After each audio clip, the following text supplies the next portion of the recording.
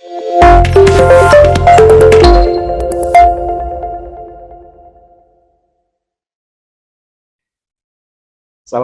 jumpa lagi dengan Lembaga Sertifikasi Inkindo. Pada kesempatan kali ini, kita akan membicarakan masalah penilaian kemampuan keuangan. Untuk itu, silakan kita simak dengan host kita dan narasumber seorang profesional auditor. Selamat mengikuti. Salam. Oke, baik. Terima kasih Pak Freddy. Assalamualaikum warahmatullahi wabarakatuh. Selamat malam Bapak Ibu sekalian, teman-teman yang saya hormati. Sebagaimana tadi diantarkan oleh Pak Freddy, sudah dibuka bahwa sesi ini kita akan coba mendiskusikan masalah penilaian kemampuan keuangan dalam rangka menilai kelayakan atau rekomendasi untuk permohonan SBU. Di sini kami reminder sekali lagi ada Pak Agus, beliau profesional auditor. Untuk mempersingkat waktu, mungkin saya informasikan dulu mengenai agenda kita. Jadi pertama mungkin nanti sebagai overview lah. Nanti Pak Agus akan meng-highlight general overview apa sih neraca keuangan itu, laporan keuangan gimana sesungguhnya menurut standar akuntansi keuangan atau SAK yang selama kita kenal, dan mungkin nanti Pak Agus juga akan menginformasikan referensi apa aja sih yang khususnya yang secara praktis bisa dibaca di mana itu dapat beroleh. Kemudian mungkin nanti semacam terminologi untuk neraca singkat. Dan kami juga sudah informasikan ke Pak Agus bahwa dalam rangka penilaian SBU ini yang perlu dinilai kemampuan keuangan secara agak lebih mendetil oleh asesor adalah untuk klasifikasi kecil. Sebab kalau yang menengah dan besar kan sudah given. Ada auditor ya, sudah diaudit oleh KAP. Oleh karena itu mungkin kita fokus ke masalah konsultan kecil ini, saja untuk konsultan kualifikasi kecil, permohonan SBO kecil. Kemudian nanti sesi berikutnya kami akan mencoba mendiskusikan beberapa kasus yang kita temuin dalam penilaian. Nanti akan kami lontarkan, dibahas bersama-sama Pak Agus. Habis itu baru kita akan buka sesi diskusi tanya jawab dengan teman-teman dan Bapak Ibu sekalian. Untuk mempersingkat waktu, kami persilahkan ke Pak Agus ya, untuk memberikan overview. Ya. Terima kasih Pak Andan. Bismillahirrahmanirrahim. Assalamualaikum warahmatullahi wabarakatuh. Selamat malam Bapak Ibu semuanya ya. Mungkin saya tidak menyapa satu persatu ya, karena mungkin saya juga tidak begitu familiar ya dengan Bapak Ibu sekalian. Jadi saya diminta untuk overview tentang laporan keuangan ya, terutama sekali neraca. Jadi kalau menurut standar akuntansi keuangan ini adalah suatu standar yang mengatur bagaimana membuat laporan keuangan yang seragam. Nah itu namanya pakai dibuatlah standar ya, SAK. Nah, SAK ini diterbitkan oleh Ikatan Akuntan Indonesia, tapi sayangnya dia tidak free ya, mesti beli gitu. Mesti beli, dan kalau download pun mesti berbayar. Di laporan keuangan itu sebenarnya Pak Andang ini ada 3 ya. Ada yang namanya neraca, laporan rugi laba, lalu ada yang namanya laporan perubahan modal. Tapi kita mungkin dalam sesi ini kita fokus ke neraca ya. Jadi neraca itu sebenarnya adalah laporan yang menggambarkan tentang kondisi keuangan suatu perusahaan pada titik tertentu, pada periode tertentu. Misalnya kita bilang per 31 Desember. Jadi kalau perusahaan itu operasinya selama 1 tahun, dari 1 Januari sampai 31 Desember, makanya neracanya per 31 Desember pada tahun yang bersangkutan. Nah, seperti itu. Nah, neraca ini kan dia terbagi menjadi yang namanya secara umum aktiva dan pasiva. Nah, pasiva itu terbagi lagi menjadi yang namanya modal dan utang. Itu seperti itu. Nah, kalau kita membuat neraca, mungkin kalau teorinya ini ada secara umum ada 2 ya. Ada yang disebut dengan model Scontro, dia berbentuk T kanan kiri gitu ya.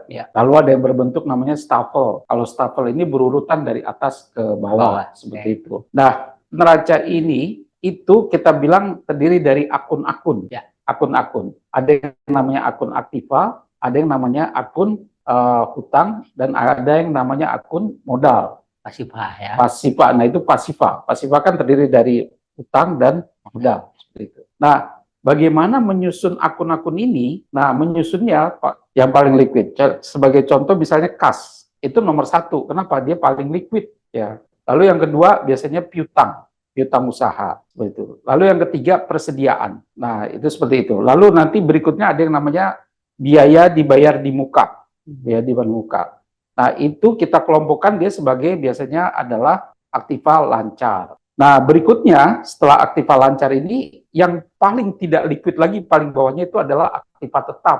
Aktiva tetap ini bisa berbentuk namanya mobil, peralatan kantor, inventaris, dia juga bisa gedung, tanah, seperti itu ya Pak. Nah, itu semakin ke bawah ini semakin tidak liquid. Liquid untuk mencairkannya susah jadi uangnya lah. Susah jadi uangnya gitu. Nah, kecuali dijual murah. Kecuali jual murah. Lalu berikutnya kalau di sisi kanan kita lihat nanti yang pertama ada ya hutang ya. Hutang itu paling liquid adalah hutang lancar ya. Lalu berikutnya adalah hutang jangka panjang. Nah, berikutnya di bawah ada modal. Nah, modal ini dia terdiri dari ada modal di store biasanya nih ya. Nah, modal di store ini biasanya secara umum di state di dalam aktenya ya, akta ya. Tapi kalau CV ini ada juga di aktenya Pak ya, semua modal di store itu ya. Nah, di modal ini ada lagi komponen selain modal di store itu, yaitu ada yang namanya laba ditahan. Laba ditahan ini adalah akumulasi dari keuntungan dari tahun ke tahun. Itu disebut dengan laba ditahan. Nah, berikutnya lagi ada yang namanya selisih penilaian kembali aktiva. Nah, ini selisih penilaian kembali aktiva ini kalau misalkan kita pengen menilai kembali aset-aset kita. Kalau dalam akuntansi itu, penyajian di dalam pembukuan itu sifatnya harga perolehan. Sifatnya harga perolehan, Pak. Jadi misalnya tanah, dulu kita beli harganya 100 juta ya. Nah, kalau kita lihat kan sekarang nih, kalau di daerah Ben Hill itu udah nggak 100 juta nih. 200 lah. Bisa 200 miliar, Pak. Nah, ini biasanya mau dinilai kembali kan, sesuai dengan harga nyatanya. Nah, ini kalau kita nilai kembali, pertama kita harus minta izin dulu ke Kementerian Keuangan, cekwi Dirjen Pajak. Ya. Kalau sudah diizinkan, kita bisa melakukan penilaian kembali. Jadi kalau tanpa izin nggak boleh ya? Nah, izin tidak boleh. Kenapa itu Pak? Karena ini berdampak kepada perpajakan. Jadi kita harus lihat, Dirjen Pajak pertama akan lihat pajak-pajak yang dulu tuh nunggak. Lalu yang kedua, konsekuensi kalau penilaian kembali itu akan dikenakan pajak. Oke. Jadi selisihnya itu nanti dari 100 juta menjadi 100 miliar, itu selisihnya itu adalah kita sebut dengan selisih penilaian kembali, itu kena pajak final 10%. Itu Pak. Oke, baik. Nah, artinya kalau dia di akun di neraca itu, di sisi modal, dimasukin selisih penilaian kembali, wajib harus ya itu, ada surat gitu kan. Ya, izin. surat dari izin. Kalau nggak izin, dia nggak valid ya? Nggak valid. Oke. Tidak bisa seperti itu Pak. Ya. Nah, itu untuk di sisi modal ya. Nah, mungkin kita lihat satu persatu sebenarnya kalau kita ambil contoh, Mbak. Ya, mungkin kita ambil contoh misalnya kas. Kas itu apa ya? Ya. Kas itu adalah berupa uang cash ya. Uang cash itu bisa ada ditahan, bisa uang tunai atau cash di bank. Jadi ada beberapa perusahaan yang antara cashnya sama banknya dipisah. Ya. Tapi ada beberapa perusahaan yang cash dan banknya dijadikan satu ya. Ya.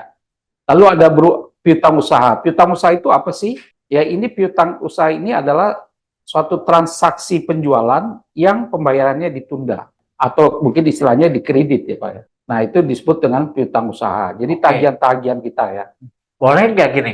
Kan piutang usaha itu ada risiko ya. Ya. Ya kan? Risiko mungkin nggak dibayar atau hanya mampu dibayar 100%. Jadi ini ada periode nggak dianggap dimasukin piutang usaha? Artinya justifikasi mungkin kalau misalkan sekian bulan nggak ditagih dihapuskan atau gimana gitu Pak? Ya, itu prinsipnya boleh Pak.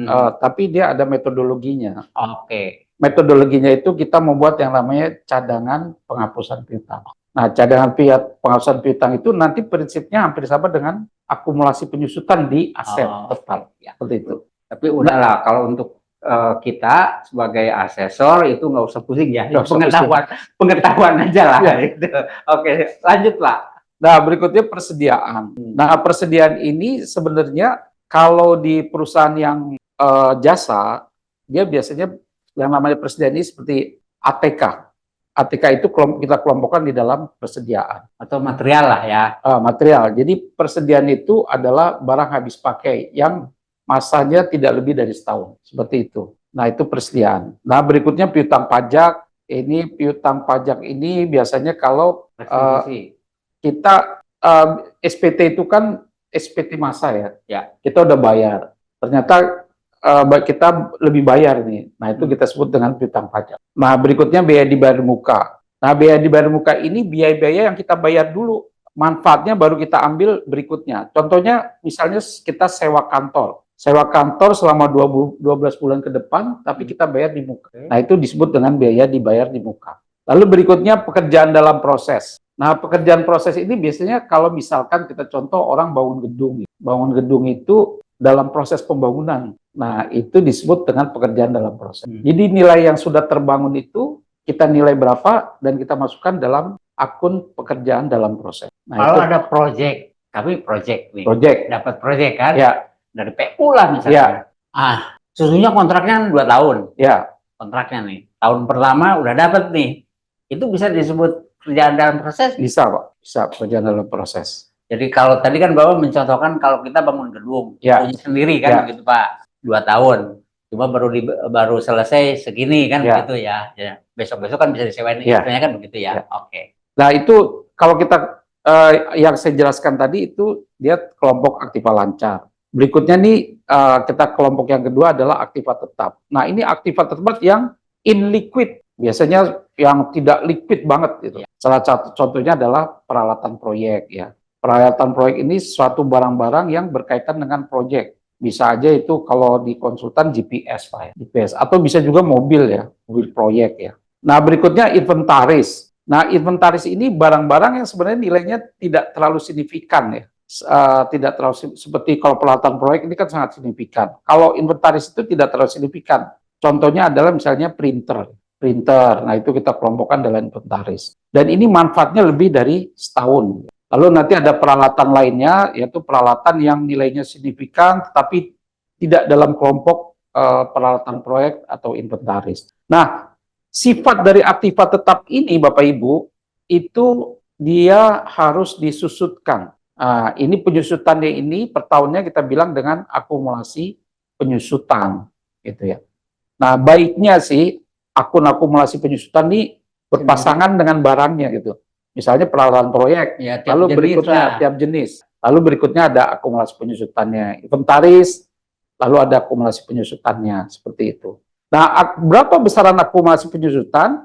Nah, Bapak Ibu itu bisa judgement memang dengan beberapa metodologi yang ada ya. Metodologi penyusutan salah satunya yang mudah adalah straight line method atau garis lurus. Misalnya kita punya mobil, kita hitung nilai ekonomisnya 5 tahun. Harga mobil misalnya 500 juta. Nilai ekonomis 5 tahun, berarti dia per tahun kita susutkan 100 juta. Tahun pertama akumulasinya 100 juta, tahun kedua 200 juta, tahun ketiga 300 juta, sampai tahun kelima dia 500 juta. Sehingga nanti nilai ekonomisnya atau nilai bukunya menjadi zero ketika tahun kelima. Karena ya, harganya perolehan 500, lalu akumulasinya 500 menjadi zero seperti itu. Nah, itu Bapak Ibu untuk salah satu ini ya. Lalu berikutnya kalau kita lihat sisi pasifa, dia ada hutang ya. Bentar Pak, tadi Ya. yang untuk menaksir nilai penyusutan. Ya. Akan ada, kalau saya maaf karena bukan akuntan, Ya. hanya baca-baca. Ada berapa yang sebutkan bahwa itu bisa diperoleh dengan harga pasar, mobil misalnya, yang seperti Bapak bilang tadi. Tahun 2000, saya beli 200. Ya, 200 juta. Harga pasar sekarang, ternyata kalau dikonversi, kalau yang mobil tahun 2000, itu 15 atau 20 juta. Boleh nggak itu dibilang berarti akumulasi itu nilai penyusutannya itu kan 180 tuh, selama 180 juta tuh, selama 24 tahun nih, ya kan, misalnya nih, gitu kan, artinya dibagi aja per tahunnya sekian, gitu. Boleh nggak begitu? Iya, boleh aja, ke Pak. Harga pasar gitu loh, Pak. Pada prinsipnya pencatatan dalam akuntansi itu berdasarkan harga perolehan. Ya, harga perolehan kan 200 tuh. Harga perolehan 200, lalu nanti kita estimasi nilai ekonomisnya berapa tahun. Nah, kalau mobil kan average-nya 5-8 kali. Betul, Pak. Betul. 5-8. Nah, mungkin misalnya ke 200 kita bilang 5 tahun, berarti dia rata-rata sekitar 50 ya. Oke. Oh, sekitar 40 juta per tahun. Oke, baik. Jadi teman-teman, mungkin Pak Agus dan kami tadi diskusi dengan Pak Freddy, kami di LSI ya, saya juga mencoba meneliti ada sekitar 10 laporan keuangan yang audited itu. Jadi kemarin kami meneliti 5 yang M, 5 yang B. Nah, di antara 10 itu 8 itu membilang akumulasi penjualan itu mereka kelompokkan apa namanya aktivitas itu peralatan ya, baik peralatan proyek, peralatan mesin itu sekitar 8%, betul Bapak tadi 8%, apa 8 tahun artinya kan 12,5% per tahun tuh mereka. Kendaraan sama 8 tahun, betul Bapak itu 12,5%. Cuma gedung itu memang 20 tahun, artinya penyusunnya 5%. Nah, terus kalau inventaris itu 4 tahun memang Pak. Itu dari 10 itu, dari 8 itu ya, 4 tahun. Artinya kan dia 25% tuh per tahun, kan gitu. Kecuali yang license tadi itu Pak, software ya, kan ada info, ada di sipil itu SAP, AutoCAD gitu, itu 5 tahun tuh mereka bilang apa masa ekonomis ya, manfaat ekonomis, artinya penyusutannya kan 20% tuh per tahun. Kira-kira begitu, mungkin bisa dipakai untuk adjustment atau istilah Bapak tadi tergantung konsistensi aja. Nggak ada standar bahwa itu hanya itu aja, hasil penelitian aja. Ya, memang kita harus lihat penerapan penyusutan per tahun ini, kita lihat metodologinya ya. Ada beberapa metodologi ya. Salah satunya yang paling mudah adalah straight line, garis lurus kita bilang. Nah, penerapan metodologi ini harus konsisten setiap tahun. Kalau dia dari awal udah straight line terus. Kalau tahun pertama 100, tahun kedua juga harus 100 kan. Nah, kita juga harus lihat logika juga, logik Pak ya. Misalnya kalau bangunan ini kan masa manfaatnya mungkin 20 tahun lebih kan gitu. Logik lah ya. Logik gitu loh. Inventaris bisa 20 tahun. Nah, kalau kita lihat nih, kalau barang inventaris, ini average-nya kan 5 tahun ke bawah kan gitu loh. Karena dia barangnya sifatnya habis kecil-kecil lah sebenarnya, kecil-kecil. Nah, cuma kadang-kadang kan ada orang yang nakal juga nih gitu. Dia mengimplementasikan inventaris ini supaya mungkin equity-nya besar, dikecilin sama dia kan gitu loh. Jadi masa manfaatnya menjadi lebih dari 10 tahun misalnya.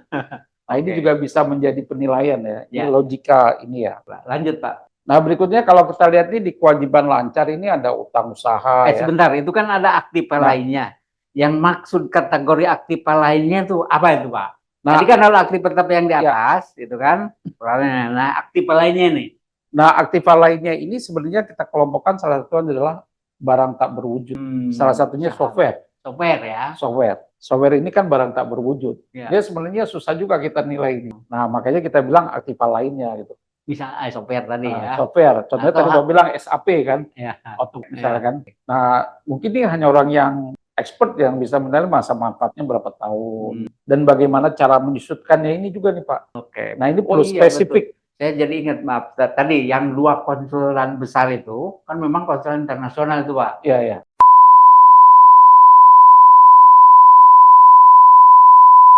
Nah, mereka itu nilai penyusutan itu, baik peralatan, mesin, kecuali gedung ya. Gedung sama 20 tahun. Yang lainnya 4 tahun itu. Mereka, kendaraan itu ini mungkin karena proyek itu ya. Pabrik. Nah, betul Bapak, yang software itu ternyata yang tadi Bapak bilang license karena dia kan. License. Nah, ini spesifik lah, makanya disebut dikelompokkan sebagai aktiva lain-lainnya gitu. Nah, kita coba beranjak ke sisi yang sebelah kanan ya. Sisi yang sebelah kanan dia kita bilang pasifa ya.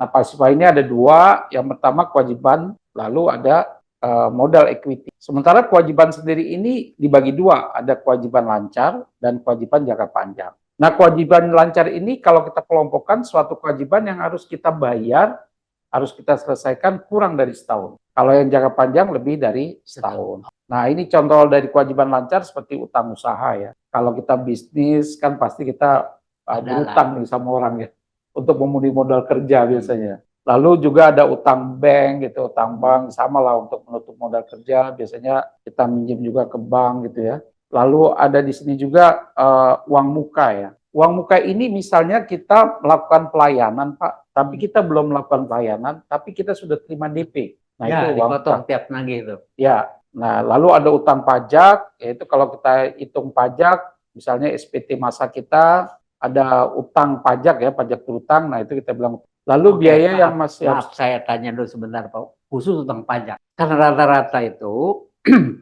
kita bikin neraca itu per 31 Desember. ya, Pajak kan April nih. Wajar nggak kalau gitu udah nggak punya utang pajak?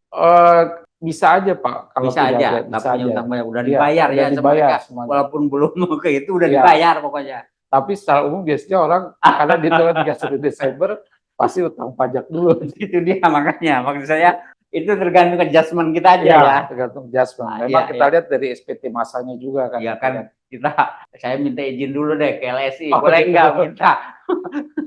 Kalau dia bilang udah nggak punya utang pajak per 30 Desember, gitu kan?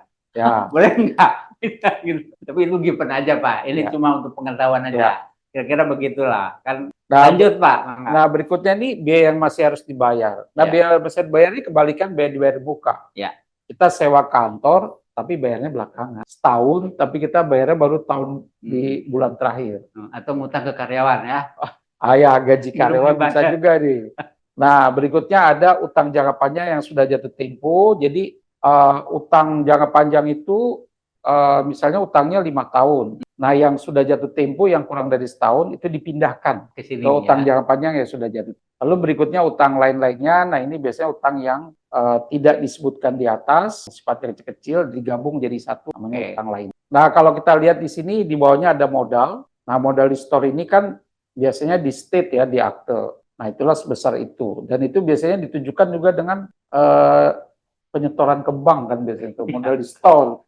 Yang ke banknya berapa itu biasanya di situ. Lalu berikutnya ada selisih penilaian kembali aktiva tetap, itu kalau terjadi revaluasi. Penilaian kembali, lalu berikutnya ada laba ditahan. Nah, ini uniknya kalau neraca ini kan kanan kiri harus sama nih Pak. Ya. Harus seimbang. Tapi kita juga harus jaga biasanya nih beberapa hal yang tanda kutip nakal, biasanya mereka menyeimbangkan. Nah, ini kita bilang window dressing. Ya. Bagaimana mereka merekayasa neraca. Bagaimana supaya seimbang. Ya. Nah, seperti itu. Jadi neraca yang baik, neraca yang betul pasti seimbang. Tetapi sesuatu yang seimbang belum tentu benar. Nah, ini mungkin asesor juga menjadi perhatian untuk asesor. Nah, mungkin secara umum, secara penjelasan saya mungkin terkait dengan neraca seperti itu, Pak. Baik, terima kasih. Pak Agus, sangat jelas. Mudah-mudahan bisa membuka lebih banyak wawasan bagi kita semua. Kita nginjak ke sesi kedua, izin ya Pak Agus, teman-teman Bapak Ibu sekalian, dengan menampilkan beberapa kasus seperti yang kami tadi kemukakan dan akan kita bahas.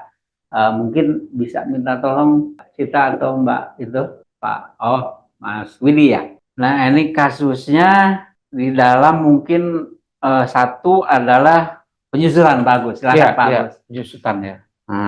Nah, ini kita lihat akumulasi penyusutan ya Bapak Ibu ya. Akumulasi penyusutannya tahun 2022 itu jumlahnya 20.500.000. Tahun 2023 sama jumlahnya 20.500.000. Nah, ini kalau menurut teorinya ini tidak logis gitu, tidak logik ya. Nggak benar ya. Karena setiap tahun itu pasti ada penyusutan. Jadi ketika tahun 2022 sampai 2023 itu harus ada peningkatan akumulasi penyusutannya. Karena aset itu setiap tahun harus disusut. Gitu. Nah, kalau kita lihat ini dia tidak menyusutkan di tahun yang berikutnya di tahun 2023. Anggap yang dua-dua benar lah kira-kira. Ya, anggap yang dua-dua benar.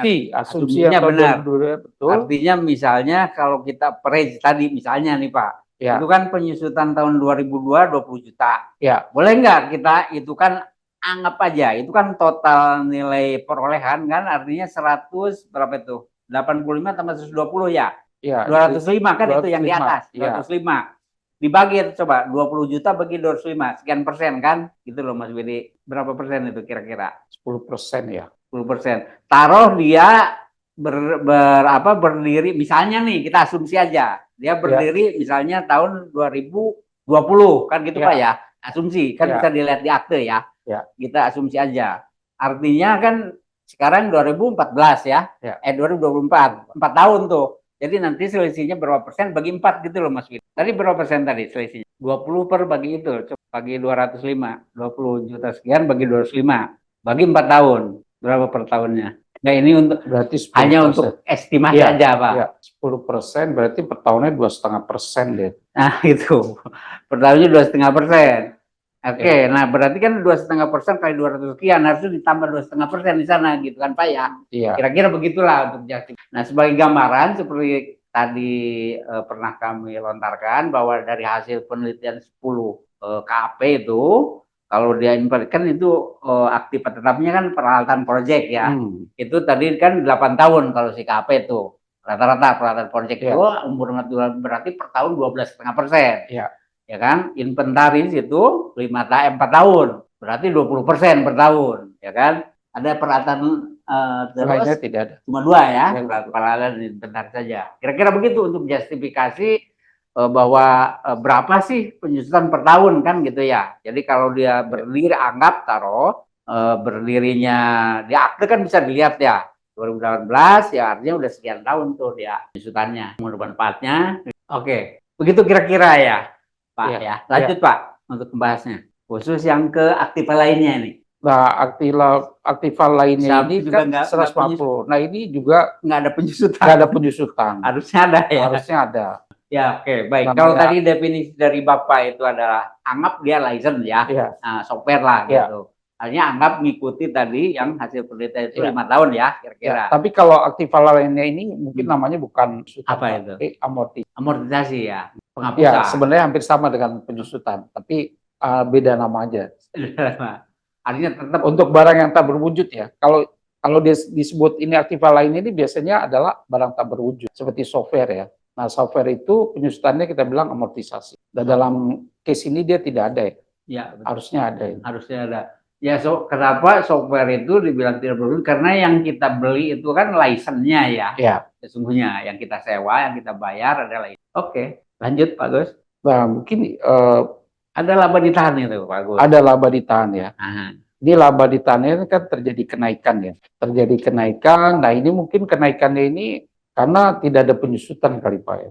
Karena tidak ada penyusutan dia jadi labanya naik kan gitu. Iya. Itu salah satu contohnya.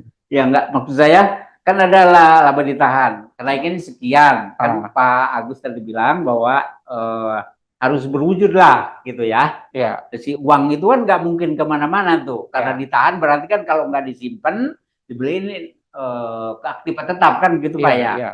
Artinya kan selisih kenaikannya itu harus sama kan dengan jumlah aset ya, aktif atau itu gitu ya, untuk ngeceknya ke sana gitu loh Pak.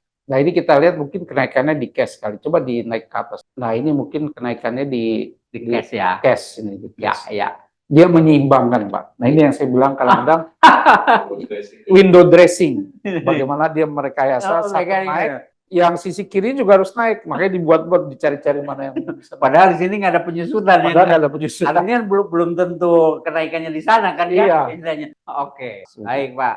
Lanjut mungkin ke kasus kedua. Ini kan udah ada kasus kedua yang ini penyusutan udah ya tadi ya. Aktif tetap sama nggak ada penyusutan dia. Nah ini tidak ada. Nah ada aktif tetap. Silih penilaian kembali aktif tetap ini Pak. Ada kasus ini. Nah, ini kan dijual namanya. Artikel 15. Gimana gitu Pak? Nah ini kan sebenarnya tahun N1 ya. Berarti tahun 2022 kali ya. Ya N1 ini. Tahun 2003. Nah kalau dia baru berdiri kan bukan penilaian kembali kali ya. Memang dijual. Baru beli barang kan. Iya makanya. Baru beli barang. Jadi bukan penilaian kembali. Harusnya tidak ada. Harusnya kalau mau dia dari modal dia belinya. Iya, modalnya kan cuma 150. Iya. Bantuan kembalinya 315. Dari mana uangnya? Ya, harusnya kan ada di pinjaman kan gitu. Ya. Dan ini kayaknya ya ini dia cuma menyeimbangkan ya. Menyeimbangkan. Jadi bagaimana dia melakukan window dressing ya gitu loh. Untuk memunculkan selisih penilaian kembali dia memunculkan inventaris gitu loh. Tapi daripada pusing-pusing kita mau nilai itu, ya kita pakai rumus Pak Agus tadi aja. Selisih penilaian kembali itu memang harus ada izin dari Kementerian Keuangan, khususnya Dirjen Pajak. Ya, artinya nanti LSI berhak meminta bukti itu. Kalau nggak ada ID-nya fail aja, kita coret aja, tidak valid. Memang itu ada resmi Pak ya, permennya ya. Ya, ada. Ya artinya legal gitu loh Pak. Memang legal, ada aturannya lah. Lanjut Pak. Ke kasus yang ketiga Mbak. Iya nggak kelihatan. Oh, nah, ini kalau kita lihat ini kan kalau mungkin indikasinya ini perusahaan ini baru berdiri ya. Ya. Tapi walaupun perusahaan itu baru berdiri, kalau dia menyajikan sebuah neraca, itu akumulasi penyusutannya harus tetap ada, harus dimunculkan. Jadi misalnya itu perusahaan itu didirikan di 1 Januari misalnya ya. Makanya dia hitung akumulasi penyusutannya dari 1 Januari sampai dengan Oktober itu. 31 Oktober atau Ya. sekitar 10 bulan ya. Tapi kalau kita lihat di sini dia Nggak tidak ada akumulasi. Bikinlah dia window dressing ya. Ya, lalu dia salah satu lagi window dressing melakukan selisih penilaian kembali ya. 300, padahal dia juga nggak punya modal. Iya. Pinjam ada modal pinjaman cuma 100, tapi punya aset sampai 300 gitu loh. Ya, kalau perusahaan kan harus punya modal ya. Itu dia. Atau TP, Pak, TP. Tapi kan nggak mungkin juga, Pak ya. Iya. Dan ini ya ini kalau indikasinya dia melakukan window dressing ya, memunculkan selisih penilaian kembali. Nggak mungkin modal store nol itu ya. Ya. Harus punya lah. Selisih penilaian kembali itu terjadi kalau misalnya sudah bertahun-tahun, Pak. Jadi ya minimal 5 atau 10 lah ya. Karena kan dia menilai karena ada peningkatan nilai ya. Peningkatan nilai. Misalnya tanah dulu kita beli cuma 50 juta. 2 tahun lah minimal. Minimal 2 atau 3 tahun menjadi 150 ya. Kan gitu.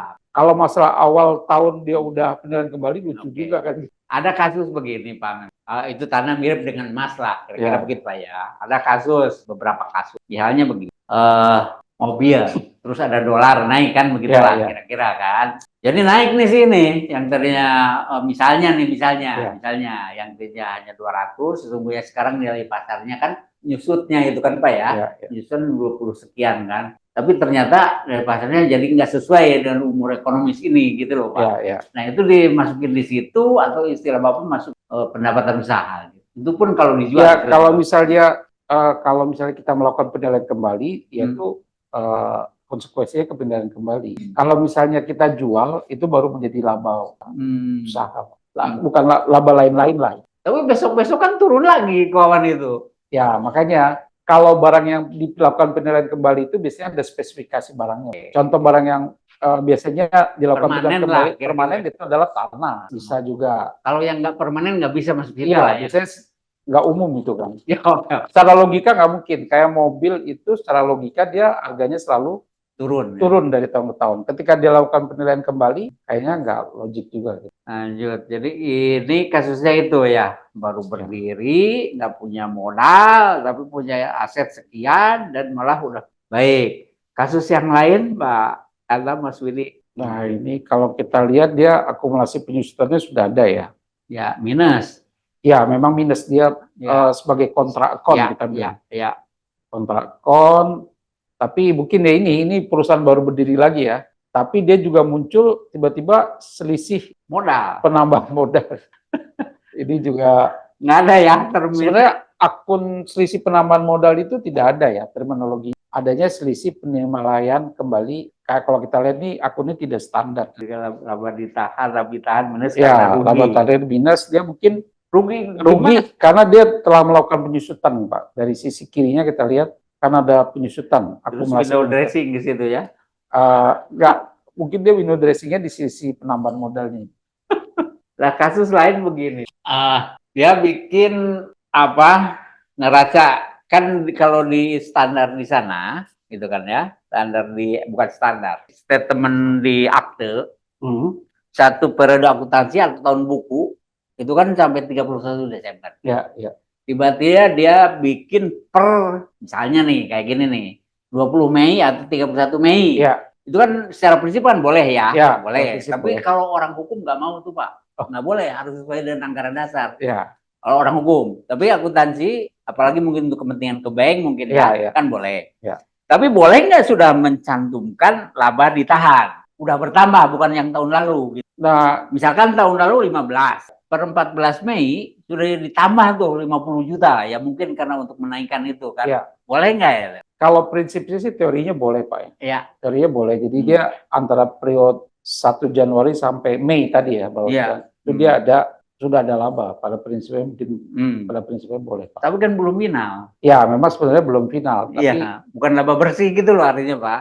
iya, tapi ya itu makanya dia tetap boleh Pak, karena mungkin karena dia untuk kepentingan pada titik itu. Tadi kan neraca itu kan menggambarkan kondisi keuangan pada titik tertentu ya. Oke. Tapi kalau yang secara formalnya sebenarnya itu Satu periode pada akuntansi ya. satu periode akuntansi, Tahun buku lah kalau tahun diambil. buku ya. Nah biasanya kalau pihak bank itu dia mintanya nggak per yang Mei itu Pak, dia minta dilihat laporan keuangan yang per 31 Desember kemarin. Karena dia pengen lihat satu periodik itu, menggambarkan kondisi satu periodik. Stabilitas lah ya. Iya.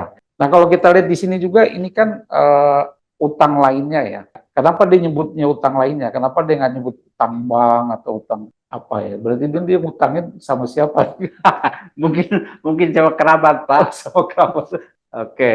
Baik, lanjut kasus lain. Ada lagi? Enggak, waktunya gimana? Oh, tenang. Tenang Bapak Ibu, teman-teman. Nah, ini ini menarik ya. nggak standar ya. Nggak standar. Itu yang tadi kita bilang kan dia harus Nggak sama balance sheet. ya antara sisi kiri dan sisi kanan harus seimbang. Nah, kondisi yang sekarang ini tidak seimbang. Sisi kiri ada, sisi kanan tidak ada. Lupa itu Pak. Nah, lupa. Nah, yang pertama tidak seimbang ya. Nah, kita pengen tahu dia sumber-sumber pendanaannya dari mana kan nggak ketahuan. Terus yang berikutnya kita lihat akumulasi penyusutannya juga tidak ada di situ. Ini karena baru ya. Tapi kalau menyajikan neraca itu, walaupun ini mungkin baru 1 bulan ya, 23 Januari itu harus muncul akumulasi penyusutannya 1 bulan. Saya aja yang bodoh Pak, dia nggak punya uang, tapi bisa beli inventaris. Dari mana uang? Punya uang di kas, di bank gitu loh Pak. Ya. Oke, baik, lanjut. Mirip kayak tadi nih Maya. Ya, ini kalau kita lihat akumulasi penyusutannya tidak ada ya. Nah, akumulasi penyusutannya tidak ada, lalu ada selisih penilaian kembalinya ini juga. Selisih penilaian kembali aktivanya besar banget. Sementara kita lihat aktivanya tetap ya. Iya. Aktiva tetapnya nilainya tetap. Iya. Padahal kalau dia penilaian kembali itu kan harusnya meningkat. Nah, ini terjadi window dressing nih, merekayasa neraca. Gitu. Oke, lanjut Mbak. Bisa lebih besar lagi ya, kelihatan kayaknya. Buram. Oh, jangan yang buram harusnya. Ya, cuma nggak Ya, kelihatan. ini kan kita bisa berarti kata dia ada Tahunnya. di mana tahun 2022 mulai sepintas lalu kan kelihatannya ini wajar gitu ya. Ya. Nah, ketika kami menjadi tidak wajar, gimana ini kepada Tahun berdiri kali. Bisa dilihat dari nilai penyusutannya nggak Pak? Ya, ini bisa nih Pak. Ini Ya. Kalau kita lihat kan dia Kecil banget. penyusutannya itu ya. Kalau misalnya aktiva tetapnya itu nilainya sama ya. Di tahun berikutnya harus 2 kali lipat akumulasinya Pak. Kalau kita lihat ini kan jadi 8.000 ya. Padahal satu sisi dia menambah loh asetnya. Naik ya. Beli lagi. Kalau tidak beli aja, harusnya akumulasinya 2 kali lipat dari tahun sebelumnya. Kan? Kalau tahun sebelumnya 5.000, tahun berikutnya menjadi 10.000. Nah, plus ditambah adanya aset-aset baru. Yang baru kan? Jadi kalau lalu kita bisa tertipu kalau kita tidak tahu resiko. ya, seperti itu. Ini mungkin karena agak buram ya, jadi agak susah juga. Kalau laba ditahannya kan bisa. Laba ditahan minus. Ya. Tapi bisa beli aset baru ya? Tapi bisa beli aset dan ada penambahan kas. Enggak, laba ditahannya ini ruginya semakin kecil. Dia sebenarnya berarti mana? Profit dia, ada profit di tahun lebih kecil. Minus tapi lebih kecil. Iya, minus tapi lebih kecil. Jadi ada di tahun berikutnya. Tapi kan dibayar kerugian Pak. Artinya dia nggak mungkin itu. Oh, sedang nggak mungkin jadi wujud gitu loh Pak. Ya artinya kan kalau saya tangkap ya. Loh, nggak mungkin. Maaf sebentar Pak Freddy. Nah, betul dari Pak Freddy 100, ini minus ya lebih kecil kan. Artinya uangnya itu kan nggak berwujud gitu loh Pak. Nggak bisa dibelanjakan kan? Iya, bisa aja kan. Nah, memang dia kalau minus tapi dia beli aset gitu loh, sebenarnya Pak. Dia untung nih Pak. Sebenarnya untung kita ambil titik asumsi ekstrim, untungnya 10.000. Ya. Untungnya 10.000 kan? Ya.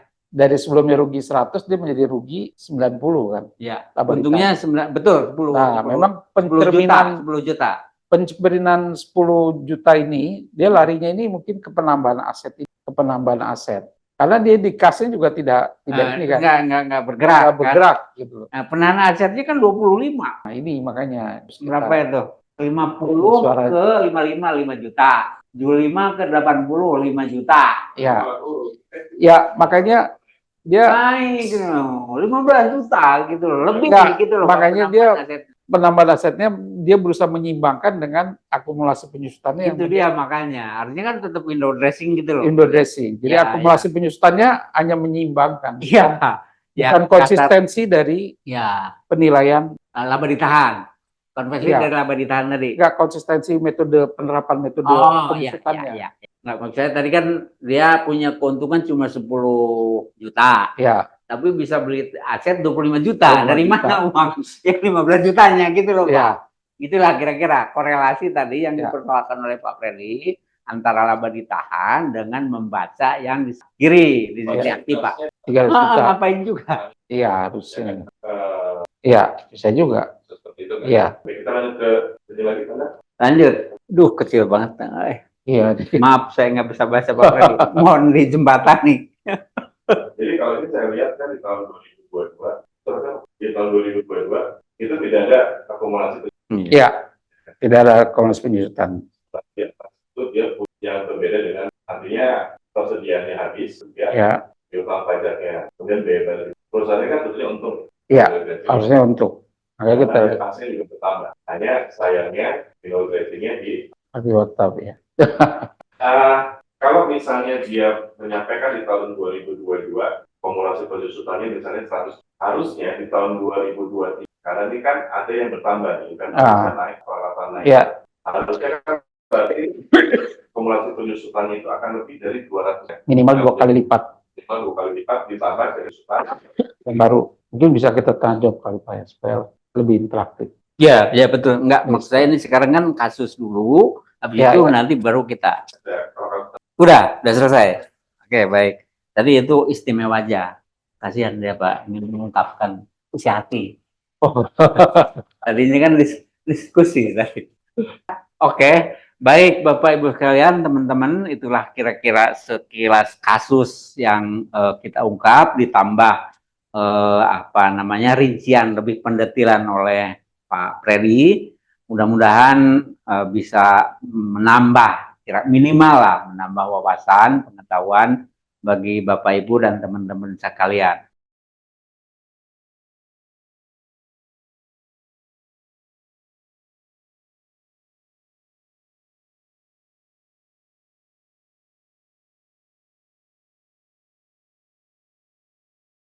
Pertama memang kebijakan dari PU untuk konsultan kecil SBU kecil dianggap given.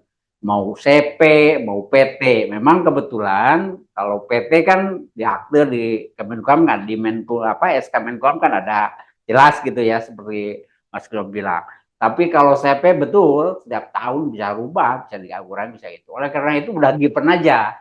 Cuma kalau misalnya itu tergantung adjustment si asesor ya. Misalnya nih, waktu tahun kemarin 2022 modal setor cuma 200. Sama karena dia ingin naik nambah, sekarang jadi 900 juta misalnya.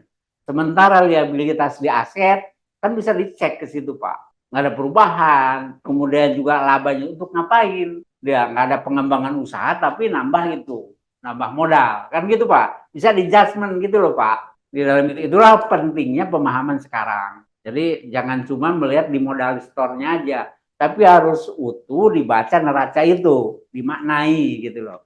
Mungkin itu dari saya. Silakan Pak Agus. Terima kasih ya Pak Kirno ya. Memang kalau CV kan boleh keluar masuk istilahnya ya. Iya, keluar masuk. Ambil store. Nah, itu kebijakannya boleh Pak, dari segi akuntansinya juga boleh. Boleh, ya. Tapi ya konsekuensinya ini tetap harus seimbang kan antara aktiva dan pasiva. Kalau misalnya uangnya diambil, berarti di sisi aktivanya pasti ada yang berkurang kan gitu loh. Ya. Nah, harus kita lihat seperti itu. Dan kalau ada ditambah, berarti di sisi aktivanya pasti juga ada yang bertambah kan gitu. Ya. Yang tidak boleh itu sebenarnya kalau poin tadi kita adalah selisih penilaian kembali aktiva. Nah, selisih penilaian kembali aktiva itu punya konsekuensi terhadap aktiva. Karena aktiva itu hilang dinilai kembali. Jadi kalau muncul selisih penilaian kembali, itu cenderungnya aktivanya menjadi naik. Seperti itu, Pak. Tapi kalau selisih penilaian kembali aktiva muncul, tapi aktivanya tetap, nah itu berarti tidak logik gitu. Tidak ada ketidaklogisan dalam penyusunan laporan keuangan. Itu terjadi window dressing. Mungkin itu, Pak. Ya, jadi gitu, Mas Krisno. Misalnya tadi saya nambahin nih, mungkin tadi serang. Terima kasih Pak Agus. Tadi ada modal di store ditambah oleh dia 900. Sementara penambahan di sisi aktiva misalnya kas tambah sekian, nggak 900 itu. Dia karena ditambah karena misalnya nih akumulasi penyusutan kan jadi besar tuh ya. Nggak seimbang tuh antara yang cash di sini dengan yang berwujud. Cashnya itu kan bisa wujudnya cash, bisa wujud jadi inventari jadi aktiva tetap gitu ya. Gitulah kira-kira. Tetap harus di adjustment keseluruhan, jangan cuma jumlah equity-nya aja, Pak. Barangkali itu. Iya.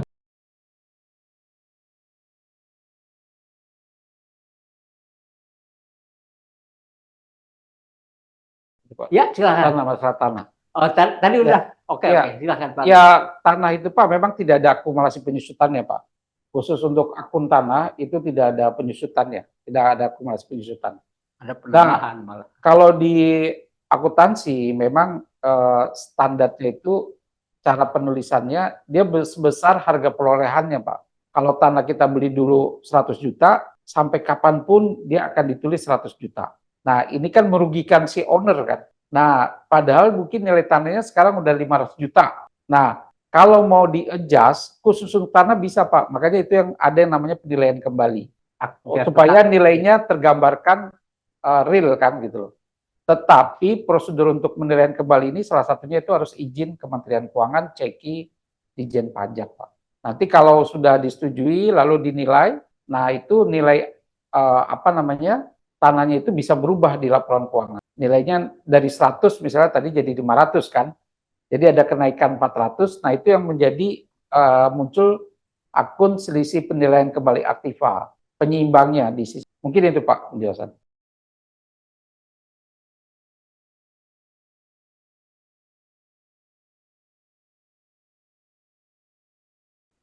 Kalau standarnya Pak, kalau penyajian di neraca itu laba ditahan semuanya Pak. Laba ditahan itu sebenarnya kumulatif dari beberapa tahun gitu ya, sama laba tahun berjalan. Nah, munculnya laba tahun berjalan itu di laporan keuangan satunya lagi yang namanya income statement atau laporan rugi laba. Laporan rugi laba nanti berikutnya sebenarnya tahapannya kan ada 3 laporan Pak.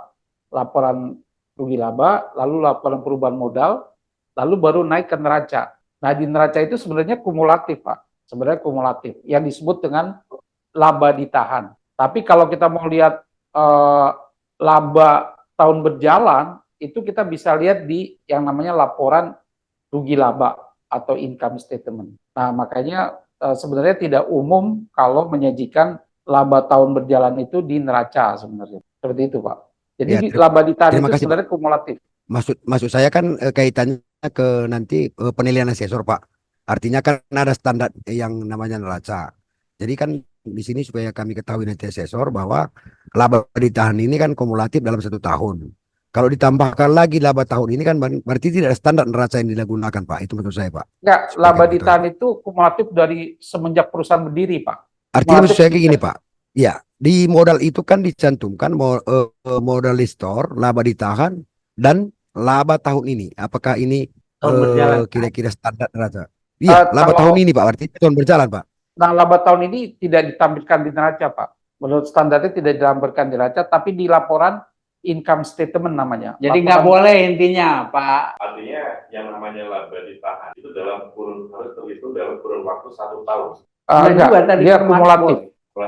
Kumulatif. Artinya dia bisa dihitung kalau dia sudah masuk ke laporan tahun. Tidak bisa di tengah jalan kan. Kalau ini kan laba tahun berjalan ya. Tahun berjalan ini kan bisa per Maret karena masih on proses kan gitu ya. Artinya makanya tidak bisa masuk ke dalam neraca kan. Enggak, sebenarnya itu kan karena kita di sini kan cuma menampilkan neraca ya. Sebenarnya itu 3 laporan itu satu kesatuan. Dia berjalan beriringan. Jadi kalau mau di cut off di setengah tahun misalnya, Dia harus menampilkan laba rugi ya. ya Income bisa statement. juga sebenarnya laba berjalannya itu muncul juga di laporan, Rugi laba. muncul juga di Harus- laporan income statement namanya. Berarti harus Atau rugi menyertakan income statement Iya, itu. income statement itu. Jadi kalau dia Cek mention. menyertakan, sesuatu kan nggak boleh ragu nih. Ya, Begitu dia melihat ada laba tahun berjalan, tidak disertakan dengan laporan laba ruginya, ya, itu kan berhak Menolak.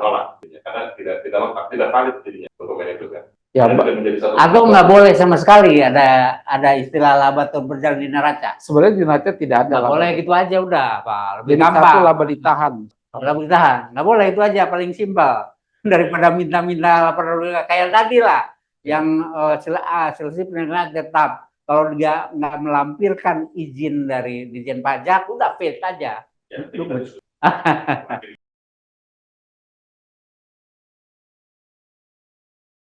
Kalau prinsip akuntansinya bisa Pak, prinsip akuntansinya ya. Itu jadi dia tinggal mengadjust kan ya, perpindahan dari CV ke PT, lalu aset-asetnya muncul gitu ya. Nanti ada laba ditahan yang dulu ya gitu ya. Tapi saya nggak tahu dari sisi hukumnya Pak ya. Saya nggak begitu paham dari sisi hukum. Tapi kalau dari prinsip akuntansinya bisa Pak. Ya ini Pak, kalau kita lihat ini kan modal di store-nya 150 Pak ya. Nah 150 ini kan larinya ke kas kan. Dia disimpan uang di kas di bank. Lalu dia punya inventaris. Nah menurut Bapak ini inventarisnya dari mana Pak? Uangnya. Uangnya untuk beli inventaris ini. Apakah dari, karena nggak mungkin dari kas kan Pak. Karena kasnya masih ada. Berarti dari modal Pak sebenarnya, ya? Dari modal berarti. ya modalnya kan ini disimpan di uang kas Pak. Terus. Dari utang. Nah Ada ada kan gini Pak Nirwawan. Itu kan modal 150. Nah, di sisi kanan diaktifkan kan disimpan di kas 150, nggak mungkin dibelikan tetap kan? Iya. Oke. Nah ini ada kemungkinannya sebenarnya inventarisnya ini dia mungkin beli pakai utang Pak. Gitu loh. Jadi sebaiknya ditaruh di utang di sana Pak. Dimasukkan di utang Pak ya. Jangan disiliki penimbangan kembali gitu loh. Pak. Ya bukan penilaian kembali dia Pak. Jadi uangnya dari utang gitu loh sesungguhnya. Tapi kalau prinsipnya kan sebenarnya senyatanya seperti apa Pak kan gitu. Kalau tadi yang kita ngomongin kan sebenarnya window dressing kan, kita nyocok-nyocokin kan. Iya, dia nyocokin supaya besar itu equity-nya Pak. Nah, Dia nambahin kira-kira supaya begitu. kalau menyocokkan nggak salah gitu Pak, menyocokkan yang benar gitu. Siap. Nah itu yang pertama tadi sudah Pak ya. Ya siap. Ya.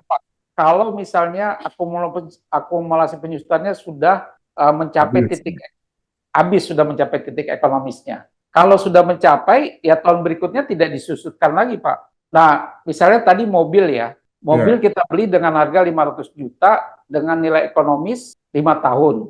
Berarti kalau pakai metode straight line, dia per tahunnya 100 juta Pak. 100 juta di tahun pertama. Tahun kedua menjadi 200 kan. Tahun ketiga 300. Keempat 400. Tahun kelima 500. Iya. Nah berarti kan nilai mobil sama nilai akumulasi penyusutannya sudah sama Pak ya. Nah itu berarti nilai ekonomisnya sebenarnya sudah zero Pak. Nilai bukunya itu yang dibilang. Nilai bukunya zero. Pada tahun ke-6 kita nggak perlu melakukan akumulasi penyusutan lagi Pak. Mobilnya tetap dipakai nggak apa-apa. Tapi secara prinsip dia menyatakan nilai ekonomis mobil ini sudah nol. Oh berarti di inventaris misalnya atau peralatan proyek hilang Pak ya? Nggak hilang Pak, tetap muncul. Oh nilainya tetap muncul. Saya jembatan nih Pak Nirwawan. Jadi di nilai peralatan atau kendaraan itu tetap 500, cuma di akumulasi penyusutan juga 500 gitu loh Pak. Oh begitu. Ya, penyusutannya full Pak ya, penyusutannya full. Jadi nilai bukunya total aktif bertambah kan jadi 0 gitu loh Pak. Oke. Ya kan? Begitu juga di tahun selanjutnya gitu loh Pak. Gitu terus. Akumulasi penyusutan itu kan negatif Pak nilainya.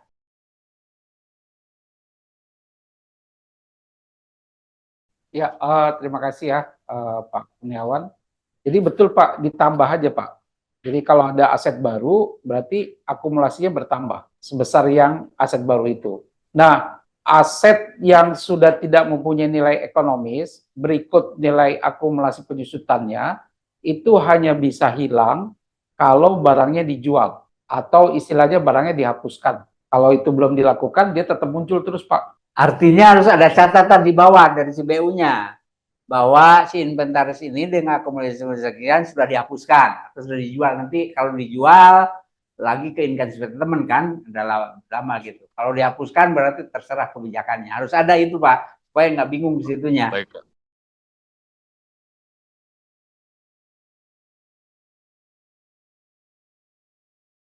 Jadi kalau kan kita lihat faktanya, Pak ya, fakta kita nggak tahu sebenarnya fakta di lapangan. Ini faktanya sih sebenarnya nggak logik ya, kok kenapa kewajiban bayarnya kosong ya gitu ya. Kalau bisnis itu pasti ada ngutang-ngutang lah kan gitu deh. Betul, betul. Nah, dia nggak muncul. Itu logiknya sih sebenarnya harusnya muncul, tapi mungkin aja fakta sesungguhnya kan kita nggak tahu, Pak. Kalau menurut teorinya, based on the teorinya, boleh saja kosong, boleh saja kosong. Tapi kalau menurut prakteknya nggak logik kan gitu loh. Iya. Udah berjalan bertahun-tahun kok nggak pernah muncul kewajiban lancar ya. Ini juga tanda tanya lah. Ya mungkin dia melakukan window dressing, kita nggak tahu. Memang harus dicek lapangannya mungkin Pak ya, dicek pembukaannya secara dengan data pendukungnya kan gitu Pak. Kalau PT Pak ya, ini kita lihat prinsip akuntansi dulu Pak. Kalau prinsip akuntansi, setiap penambahan modal itu langsung menambah modal di store itu Pak. Secara prinsip akuntansi, penambahan modal lalu masuk ke modal di store, kan seperti itu. Dan ini harus dicatat kan gitu loh. Nah, lalu kalau dari sisi hukum, nah ini kan mungkin teman-teman lebih tahu lah. Kalau dari sisi hukum, kalau PT itu kan harus pakai akte Pak ya. Kalau penambahan modal itu harus pakai akte, baru dicatat dulu di pembukuannya. Tapi kalau CV ini kan boleh dia Pak. Iya. Kalau CV boleh Pak. Iya. Tanpa akte dia nambah kurang langsung ada dicatat pembukuannya. Mungkin seperti itu Pak jawabannya.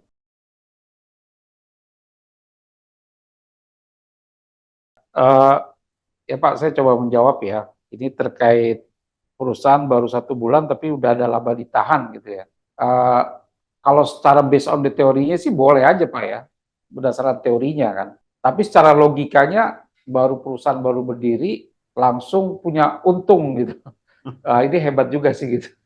Kan Bapak kalau pertama kali bikin perusahaan pasti kan Bapak harus sewa gedung, harus bayar gaji karyawan gitu ya. Dan namanya perusahaan baru berdiri, mungkin orang belum kenal kita ya. Dan kita juga belum pasti belum dapat order mungkin ya, kan orang belum kenal. Itu logikanya sih Pak. Tapi mungkin saja ya, dia karena punya ada order, lalu dia bikin perusahaan. Atau punya aset dijual kan? Ya, makanya kalau kondisi seperti itu, secara teorinya boleh saja. Tiba-tiba dalam sebulan sudah punya laba ditahan, boleh saja. Tapi secara logiknya ya mungkin ini mungkin nanti teman-teman yang LSI ya atau teman-teman yang praktek selama ini bagaimana secara normatifnya ya. Lalu berikutnya Pak, kalau masalah berapa persen penerapan beban penyusutan ini memang berpulang ke masing-masing perusahaan Pak, masing-masing badan usaha. Misalnya dia mobil mau 20%, lalu gedung misalnya 5% misalnya, atau inventaris 25%, itu berpulang ke badan usahanya. Tetapi dalam aplikasinya, implementasinya harus konsisten, Jadi kalau memang dia mau 25% per tahun, berarti ya setiap tahun dia 25%, 25%, sampai tahun keempat dia sudah habis kan gitu loh. Karena 25% kali 4 udah 100% kan gitu. Nah yang nggak boleh itu nggak konsisten. Misalnya tahun pertama dia menerapkan 20%, tahun kedua dia menerapkan 10%, tahun ketiga dia 30%, nah itu yang nggak boleh. Mungkin itu jawaban dari... Begitu ya Pak Nur. Jadi nanti kalau yang tadi untuk keraguan-raguan dan sebagainya, dan untuk tadi ya, kan secara teori boleh. Cuma kan kita tahu lah tadi yang itu kan itu perlu diskresi ya, kebijakan namanya. Nanti akan diskresi dari LSI setelah diskusi ini, setelah podcast ini ya, gitu ya Pak Nur ya. Oke, baik, nampaknya sudah jelas ya, terang benderang. Nggak ada iklan, mudah-mudahan ya lebih tercerahkan, mudah-mudahan kita bisa lebih tambah wawasan. Terima kasih Pak Agus, terima kasih teman-teman semua, sehat-sehat selalu. Mohon dimaafkan kalau selama memandu acara ini saya ada salah kata, begitu juga Gimi. Assalamualaikum warahmatullahi wabarakatuh. Salam sekali lagi, salam sejahtera. Ya, bagus. Terima kasih ya. Terima kasih. Pak. Selamat Terima kasih, malam. Pak.